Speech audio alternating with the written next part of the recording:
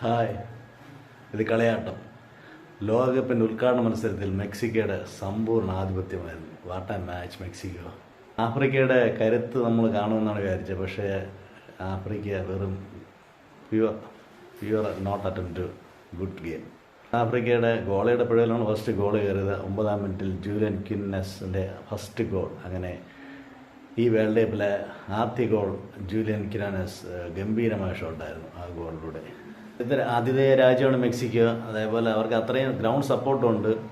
അവരെ കളിയുടെ സ്പിരിറ്റ്, ഗോളിൽ ഗില്ലർമോ ഒച്ചവില്ലാതെ ഗോളില്ലാതെ തന്നെ അവർ ഇത്രയും ഗംഭീരമായ കളി. എന്തായാലും ഒരു പ്രീ ക്വാർട്ടർ സെമി വരെ എത്താനുള്ള ചാൻസ് വരെ മെക്സിക്കോ ഉണ്ട്. അങ്ങനത്തെ ഒരു ഡോമിനൻ്റ് ആയ ഗുഡ് പ്ലേ. ദക്ഷിണ കൊറിയ ചെക്ക് റിപ്പബ്ലിക്, ഇത് രണ്ടാമത്തെ മത്സരം. What A proper game.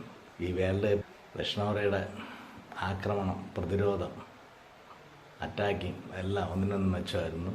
ഈ പറയുമ്പോൾ ചെക്ക് റിപ്പബ്ലിക് ഒരു ബെറ്റർ കളിയായിരുന്നു. അവരുടെ സെറ്റ് പീസും കോർണർ കിക്കെല്ലാം. പക്ഷേ അവർ രണ്ടാമത്തെ ഗോളത് ഓഫ് സൈഡായിപ്പോയി. എങ്കിലും അവരും നല്ലത് കളിച്ചു. വേൾഡ് കപ്പിലെ ക്വാളിഫൈയിൽ ഒരു മത്സരവും തോക്കാതെയാണ് ദക്ഷിണ കൊറിയ വന്നത്. ബോൾ പൊസിഷനിലും ഈ പറഞ്ഞ ഷോട്ട് ഓൺ ടാർഗറ്റിലും എല്ലാത്തിലും നമ്മൾ ദക്ഷിണ കൊറിയയായിരുന്നു കുറച്ചുകൂടെ മുന്നിട്ട് നിന്നത്.